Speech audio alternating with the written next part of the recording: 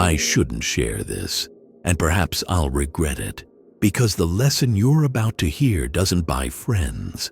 It buys silence when you enter the room. Machiavelli wouldn't write to comfort you. He'd write to arm you. If you've been betrayed by smiles, if you've wasted years on promises without a receipt, today it ends.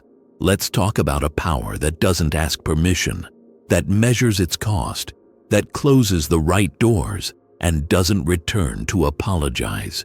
The plan is simple and dangerous. You will learn to see without being seen, to cut out 80% of the noise and decide with the coolness of someone who knows what they're protecting. Pity without criteria creates parasites. Charisma without dedication creates monsters. The truth is rarely pretty. It's almost always useful, and that's what gives you control. I'll give you tools that transform charm into data, speeches into receipts, and urgency into obedience to the clock. It's not self-help, it's power mechanics. If quiet power is what you seek, subscribe now. If it has already cost you dearly to believe in the wrong person, leave a like so as not to forget this weapon, and tell me in the comments, without poetry, which promise without a receipt hurt you the most. Today, you won't ask for respect. You'll build respect. Breathe. The curtain rises, and I will show you the forbidden lesson that separates those who rule from those who beg. Before you speak, stop. Hold your heart, slow your breathing, and let your gaze grow cold. You're not here to please. You're here to see. The price of naivete has already taken its toll. You offered loyalty out of sympathy and received betrayal. You lost time, influence, and peace, and then tried to explain away the unjustifiable as bad luck. It wasn't bad luck. It was a lack of judgment. The oath is simple and somber.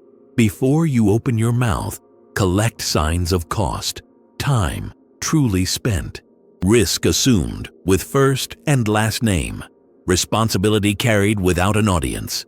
Machiavelli wouldn't be enchanted by speeches. He would measure utility, judge by utility, not by melody. While most chase praise and promises, you measure the tolls paid. Those who bankroll stay. Those who perform leave the stage. The hard part to swallow is this: the truth is rarely pretty. Almost always, what seems cold is what is right. Uncritical pity feeds parasites. The world doesn't punish kindness. It punishes naivete, and naivete is a foregone conclusion of focus, of energy, of reputation. Its antidote is the coldness that protects what matters. So for 24 hours, you remain silent and observe. 3 interactions. Without intervening, without giving clues. Record with surgical precision. Who pays the costs when no one is looking? Who seeks an audience for each microtask? Who corrects their own error before you need to point it out? That's it. 3 lines in your notebook. Only then do you speak. Only then do you decide. If you would have already avoided betrayal with that oath, short now and make a public pact with intelligent coolness. If quiet power is what you seek, subscribe and confess in the comments. In what situation did you give loyalty out of sympathy and were called a fool? Your story will remind other men of the price of naivete. From this moment on, you move differently. Less talk, more proof. Less pity, more judgment. Less stage presence, more cost measurement. When you see without being seen, the masks begin to work on their own and fall without help, ready to turn the tables inside your own head. Brain under siege. Why decisions are emotional and how to turn the tables around. When humiliation burns and urgency tightens your chest, you don't think, you negotiate with the pain. That's where theater comes in. Beware of triggers. Humiliation and urgency hijack System 1 You buy into the narrative to alleviate pain, not solve the problem. The brain wants immediate peace, not a true solution. Machiavelli wouldn't be a nuisance at this time. He'd remove the noise that makes you an easy target. You need a cognitive cut. Applied concept.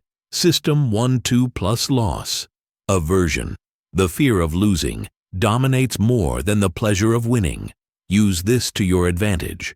Eliminate bad options before deciding. Instead of expanding the menu, you close doors. The predator loves it when you expand alternatives and ask for more time. Each new possibility is an avenue for your hesitation. Close streets. Shorten the map. Force reality to fit into choices you can verify. Real power is minimalist. Power, revelation. Strong decisions are born from subtraction, not endless brainstorming. Cut out 80% of the noise and choose between 2 verifiable alternatives. 2, not 5, not 12. 2 that you can measure in cost, time, and risk. When the options fall away, the fog lifts, and the instinct for self-preservation stops managing pain and starts managing facts. Now, practice with cold protocol. Practical exercise, work life. When under pressure, ask the cold question, what decision reduces losses today? Define a single measurable criterion, time, cost, risk, and act within 10 minutes. Your watch becomes a weapon. 10 minutes to align your criteria, cut out what's not useful, and take the first verifiable step. It's not heroism, it's mental hygiene. Small, quick, auditable decisions multiplied throughout the week are worth more than a grand finale that never arrives. If that would have saved you from a nice chat that turned into a loss, short now. If you want to train this muscle with us every week, subscribe. And tell me in the comments, in one sentence, what bad option will you remove today before thinking? The man who cuts through the noise with discipline rules his own mind and, by extension, rules the room.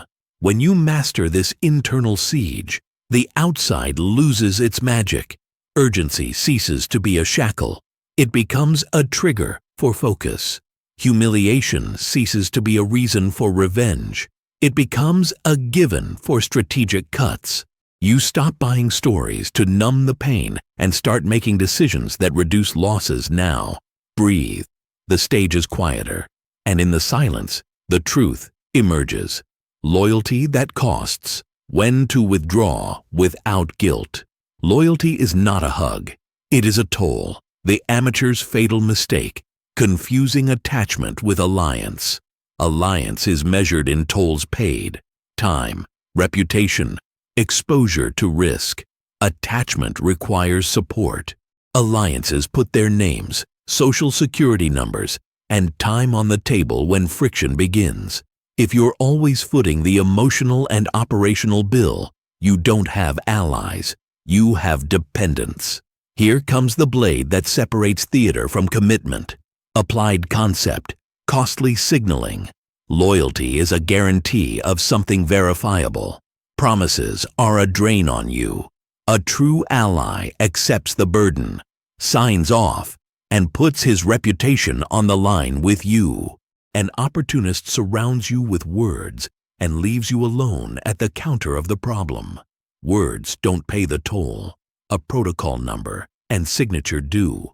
Use the test that doesn't fail. Immediate toll test. Request a microcost now.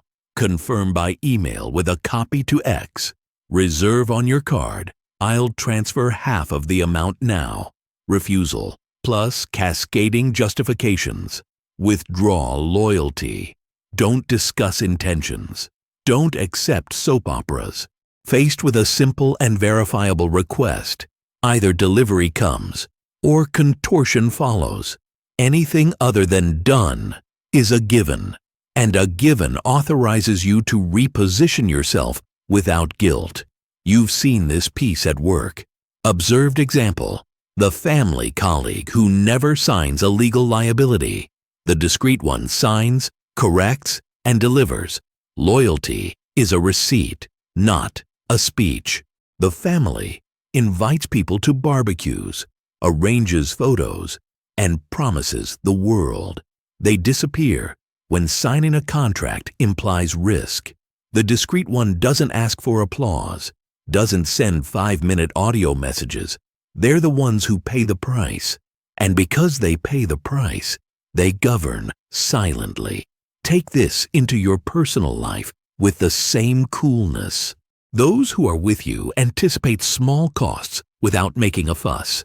They advance a fee, confirm a time, change a plan to protect you. Those who are only with you when the lights are on demand perks, break boundaries, and call you tough when you demand a receipt. Remember, their goal isn't to humiliate, it's to filter. The sieve is the immediate toll. From today on, translate confio as I have a receipt. Before offering access, ask for a microcost that proves intent. Those who back out, you reposition. Less time, less exposure, less shared risk. Those who deliver, you reward with access and information. This is how reputations connect. Trace to trace, not speech to speech. If that would have saved you disappointment, short now so you don't forget. If you want to train this filter every week, subscribe and comment in one line. What immediate toll will you charge today? The man who charges little early saves blood later. Breathe. Loyalty is logistics, not poetry. You will no longer feed parasites with uncritical pity. You will measure, record, and decide. Reputation that imposes silence. Respect without asking permission. True respect doesn't applaud. It silences you when you speak. Likability buys applause. Reputation buys silence. The two rarely go hand in hand. If you're still trying to be loved to be heard, you're playing the wrong game.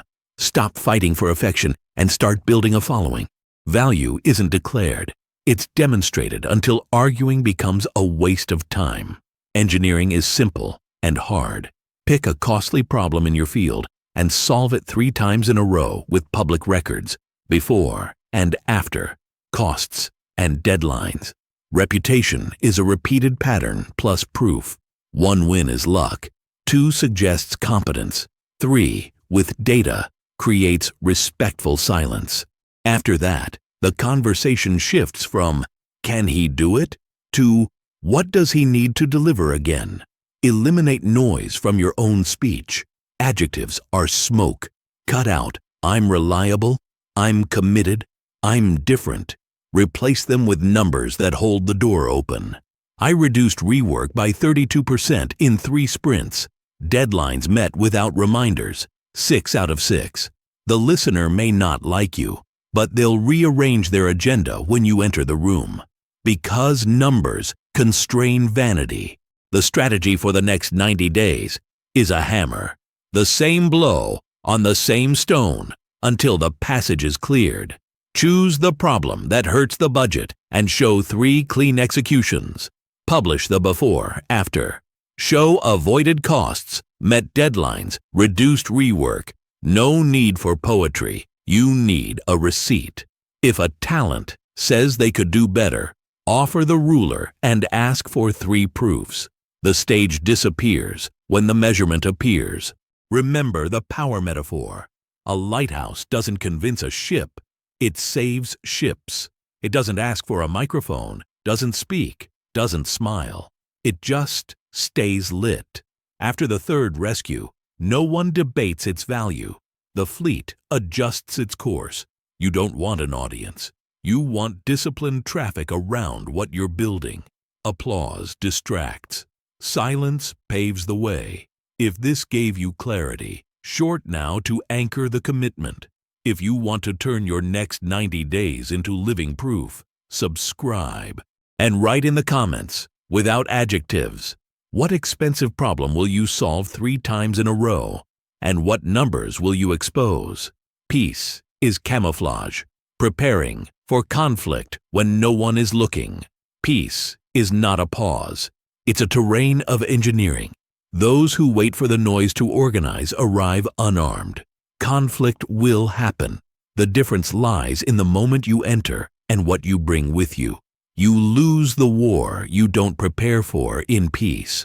Start by putting together a silent readiness plan. Think about 3 fronts: resources, reputation, and finance. For each, define a clear trigger, a reserve, and a short command phrase. For resources, for example, if access is cut, what is the immediate alternative? Which credentials are duplicated? Who are the 2 contacts capable of reactivating the system within an hour?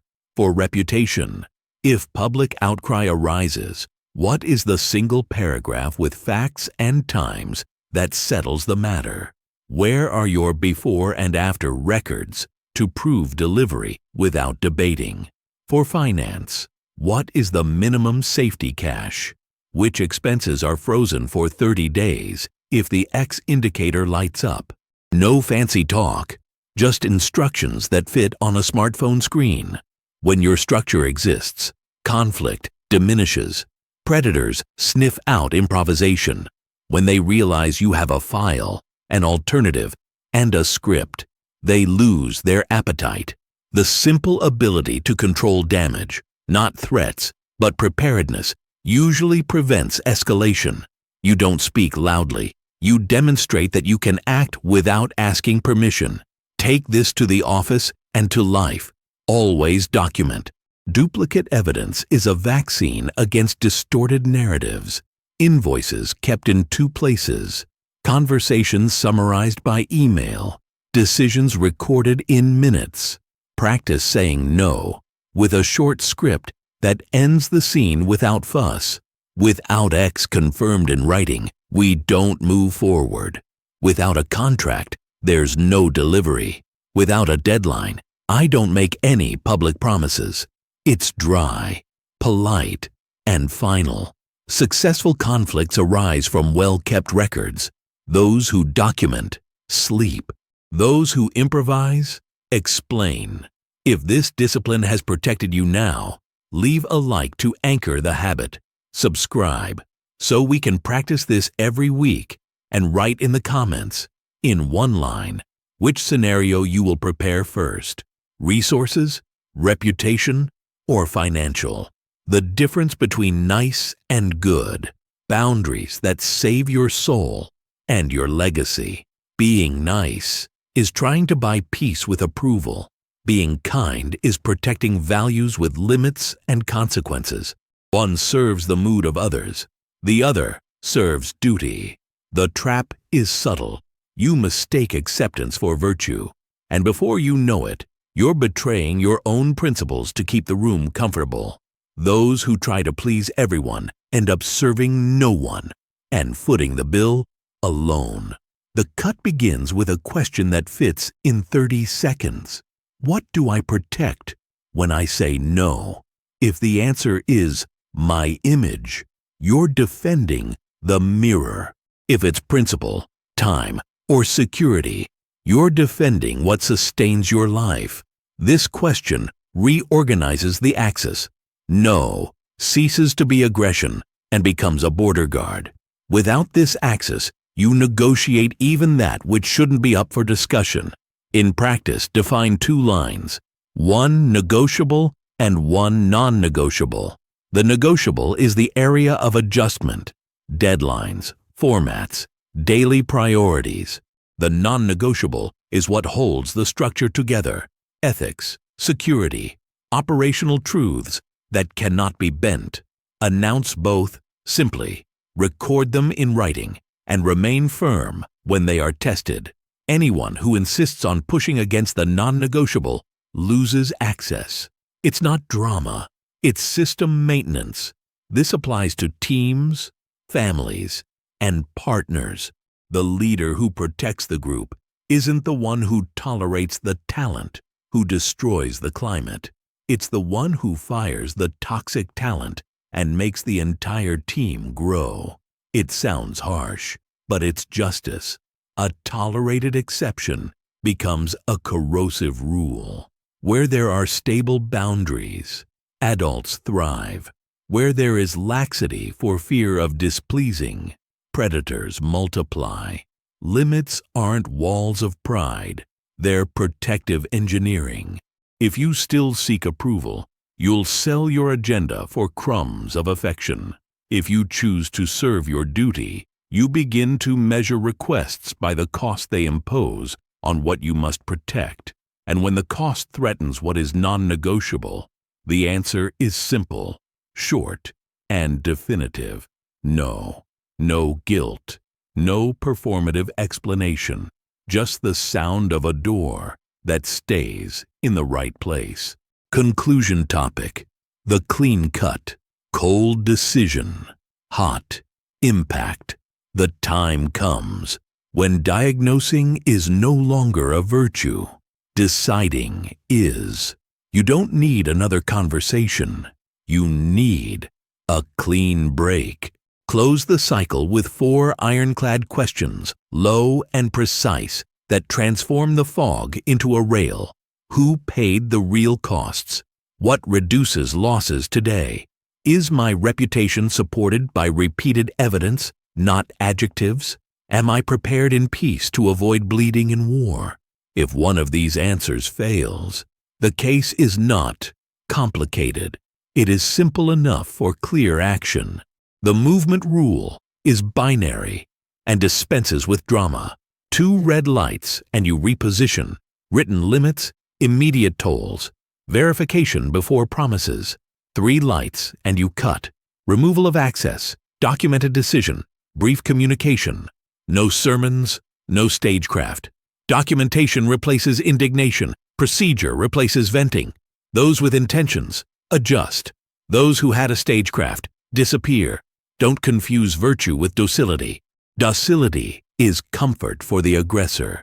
It's a performance of kindness that leaves doors open for the opportunist. Virtue is effectiveness, protecting what needs to be protected, even if the room turns up its nose. Good that doesn't work is theater. Good that works reorganizes the environment. Machiavelli wouldn't romanticize this distinction.